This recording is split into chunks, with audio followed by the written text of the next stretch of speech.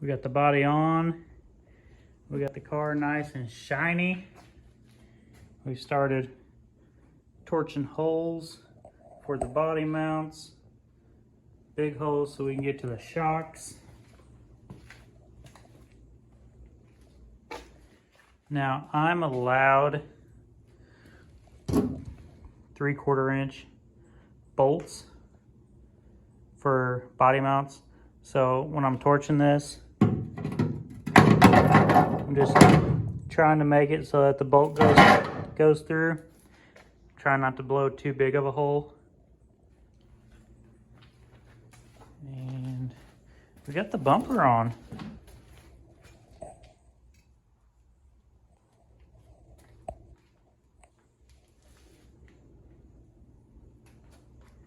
In the process, getting the holes blown, bolting the body down. Then we can start on the cage, put all the bolt-ins in, get the doors on, start doing the trunk.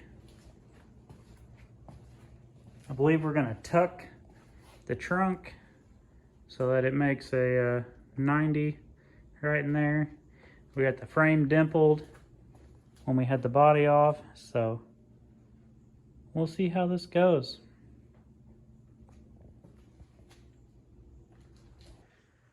So last night, I think we've been to like 8 or 9 derbies this year. And last night was my first time going to a derby this year without bringing a car with me. And I'm like, this is kind of weird. My friend said, well, what are you gonna do? I went around and told all my buddies I was gonna junk them as soon as they got to 2. I was like, they start counting down. I said, I'm leaving on 2, I'm gonna junk your ass. Took them most of the night to realize I didn't even bring a car. So, we ain't got time to build cars when we're trying to build the car of the year.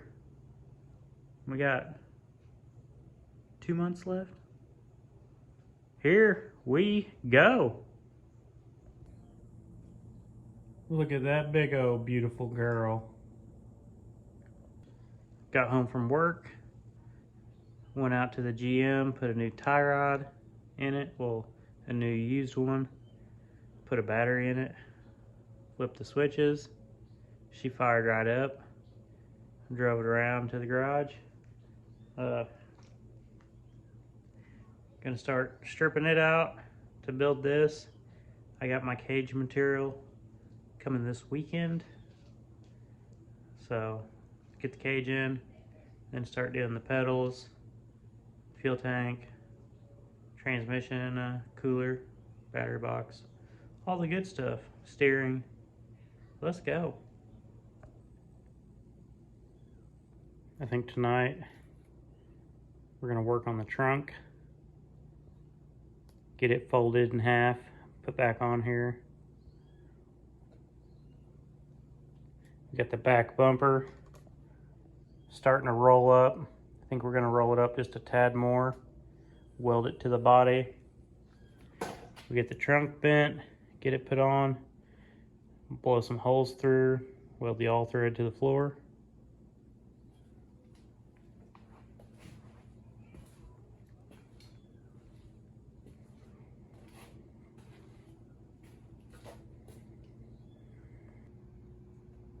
I got my trunk tucked. And the way I do it is I measure from here to the floor. And I want to say that I had like 20 inches.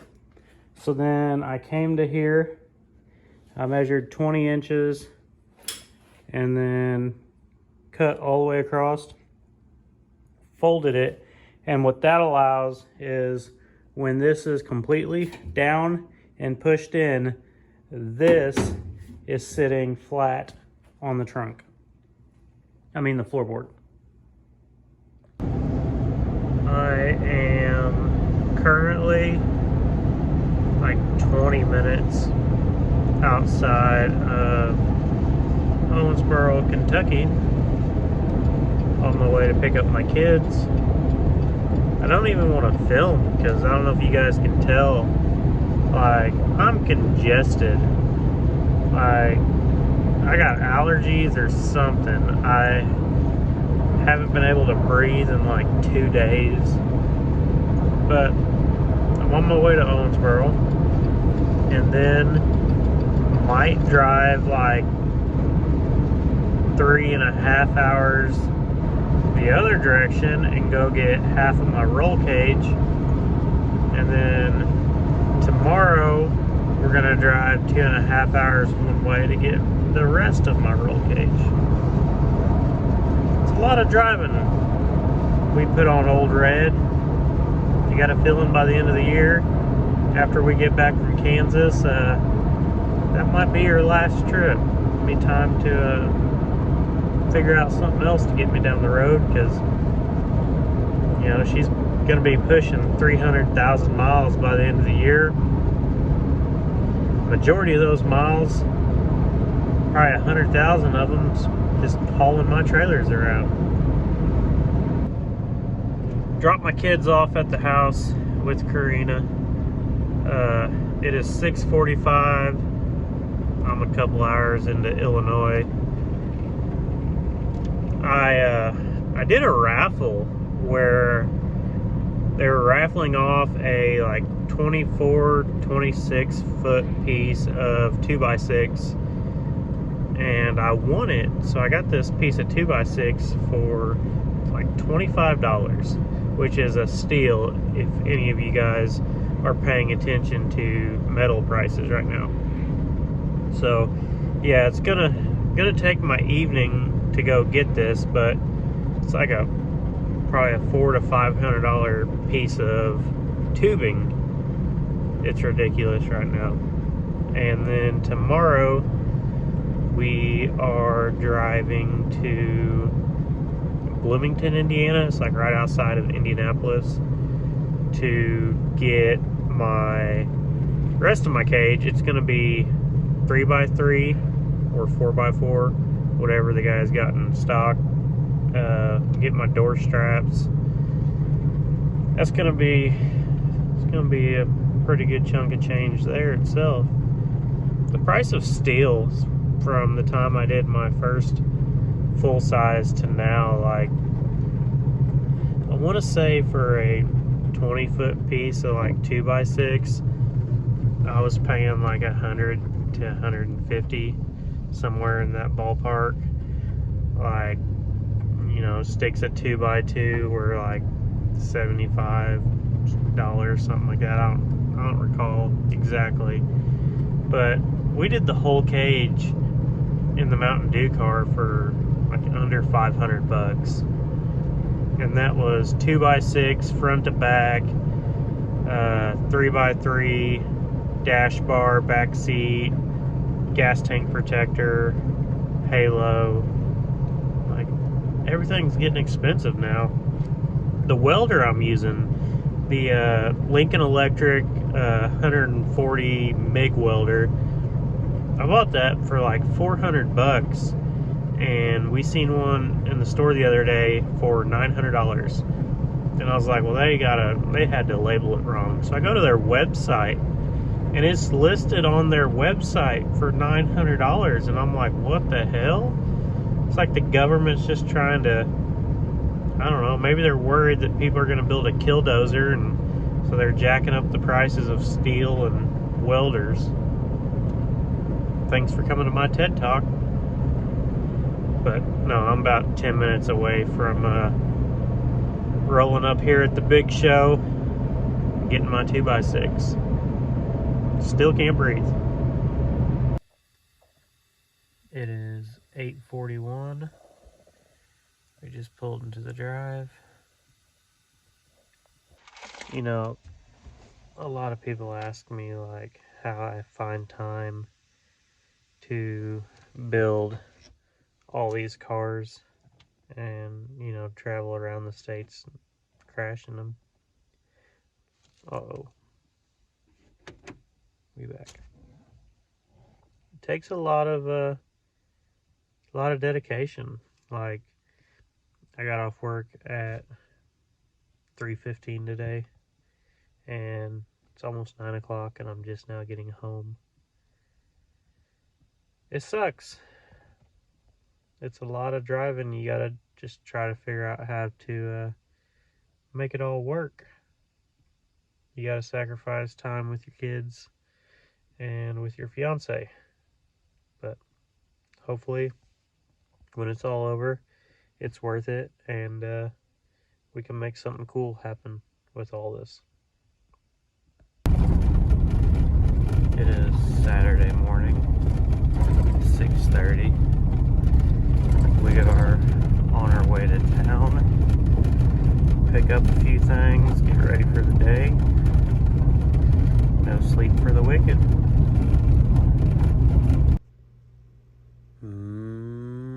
Meow. Let's go to 62 inches. That's how long our door bars can be.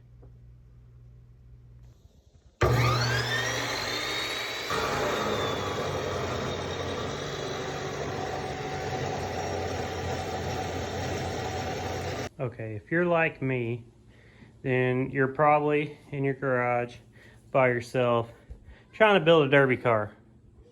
And it's heavy. The cage material is not getting lighter and you're not getting younger. What I did to help me lift this and hold it in place was I took some angle, welded it to the car about where I wanted the bottom of my sidebars, did it on each side.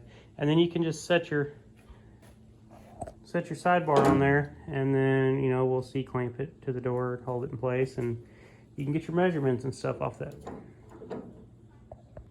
This is not how I usually do my cages.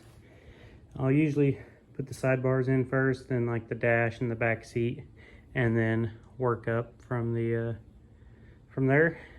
But the reason I did this is because 2x6 is really heavy. It was already on my trailer. So we went ahead and cut it all, and now there's only like a 2-foot piece left on the trailer. Only got to pick it up once, and we got all our 2x6 cut. Now I'm about to head up to Bloomington, pick up my 3x3 for the dash, back seat bar, gas tank protector, and all that. Probably use my scrap piece of 2x6 for the back piece of the gas tank protector. Be the best $25 I've spent right there. We are back on the road again. It is 1:45 p.m. Just got the call. My guy is home. So we are headed to Bloomington, 2 hours away, to pick up the rest of my roll cage. Get that put in this weekend. We got like 52 feet of 3x3. We got 20 feet of 3-inch by 1/8-inch strapping, and we paid about $400. Not too bad considering, you know, prices back home are probably double that. It is 5:52. We are about to pull in at the shop. So yeah, tomorrow we'll have a fun day of getting to put the cage in. We're gonna get the cage in hopefully tomorrow, get it in and welded out. So if you like these videos and want to follow along on my Blizzard Bash ride, hit like, hit subscribe, turn on notifications, because we're like 2 months away. Here we go.